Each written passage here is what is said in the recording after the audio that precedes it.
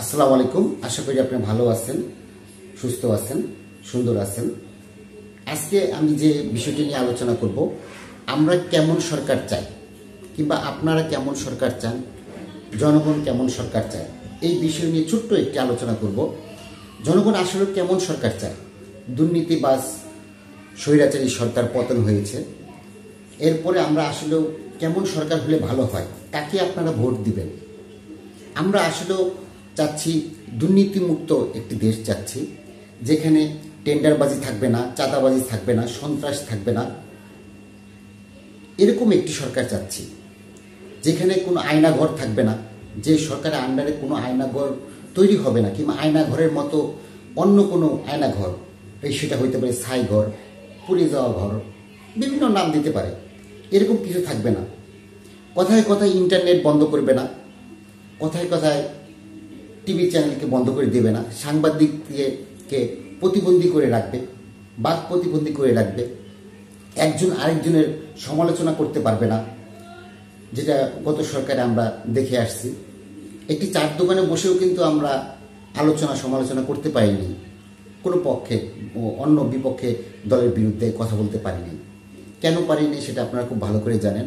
এর জন্য আমরা এরকম সরকার চাচ্ছি যে আমরা সকলের বিপক্ষে যেন কথা বলতে পারি, বিরুদ্ধে কথা বলতে পারি, সেটা যে সরকারই আসুক না কেন। সামনে কি ভবিষ্যৎ হয় এটা আমরা জানি না, তবে দেখা যাচ্ছে আল্লাহ যদি চায় আবার আওয়ামী লীগও আসতে পারে, যদিও আসার সম্ভাবনা খুবই খুবই কম, নাই বললেই চলে, ঠিক আছে। যদিও আবার আওয়ামী লীগ আসে, তাদেরকে বলবো আমি, দেশটাকে স্বাধীন করে দিন, দেশটাকে পরাধীন আর রাখবেন না, একবার স্বৈরাচার মুক্ত করবেন, দেশে আর দুর্নীতি রাখবেন না, টেন্ডারবাজি রাখবেন না, সন্ত্রাস রাখবেন না, লুটতরাজ রাখবেন না, সব কিছু সুন্দরভাবে চালানোর চেষ্টা করবেন যেই আসুক ক্ষমতায়। সেটা আওয়ামী লীগ আসুক, বিএনপি আসুক, জামাত আসুক, কিংবা বিপি নূরের দল আসুক, কিংবা ছাত্রদের যে দল গঠন করার চেষ্টা শুনতেছি আমরা, সে তারাই আসুক, যেই আসুক আমরা চাই দেশটা সুন্দর, চাঁদাবাজি থাকবে না, সন্ত্রাস থাকবে না, দুর্নীতি থাকবে না, টেন্ডারবাজি থাকবে না, কোনো রকম গুম খুম হবে না দেশে। সংবাদে কখনো যেন আমরা শুনতে চাই না অমুক জায়গায় একটি হত্যা হয়েছে, অমুক জায়গায় গলাকাটা লাশ পাওয়া গেছে, অমুক জায়গায় পানিতে ভেসে আছে 3-4টি লাশ, সেরকম কোনো ঘটনা যেন আমরা শুনতে চাই না। আমরা পিলখানার মতো ঘটনা শুনতে চাই না, আমরা শাপলা চত্বর মতো ঘটনা শুনতে চাই না, আমরা 15 জুলাই থেকে শুরু করে যে 26শে জুলাই পর্যন্ত যে ঘটনা হয়েছে এরকম কোনো ঘটনার সম্মুখীন হতে চাই না। আমরা এরকম একটি সরকার চাই যে সরকার জনগণের পক্ষে থাকবে। আপনারা তাদেরকেই ভোট দেবেন, যারা জনগণের পক্ষে থাকবে তাদেরকেই ভোট দেবেন। ইনশাল্লাহ আপনারা সেটি সুন্দরভাবে যাচাই বাছাই করেই ভোটটা দিবেন। তাই আমরা চাচ্ছি ভালো একটা সুন্দর সরকার গঠন করার মতো পরিবেশ সৃষ্টি করুক এই তত্ত্বাবধায়ক সরকার, এই ডক্টর ইউনূসের সরকার যে গঠন করা হয়েছে, ওনারা যেন সুন্দর করে একটি পরিবেশ সৃষ্টি করতে পারে, সুন্দর একটি সরকার গঠন করে দিতে পারে। সেটা যে কয়েকদিন সময় লাগুক, সেটা 1 বছর লাগুক, 2 বছর লাগুক, 6 বছর লাগুক, কোনো সমস্যা নেই, সুন্দরভাবে একটি নির্বাচন যেন হয়।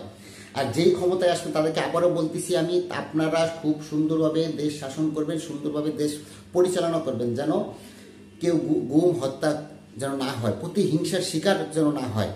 আপনি যদি কথায় কথা যদি বিএনপি ক্ষমতায় আসে, বিএনপিকে কুকুরে কামড় দিচ্ছে, তাই বলে কি আপনিও কি কুকুরকে কামড় দেবেন?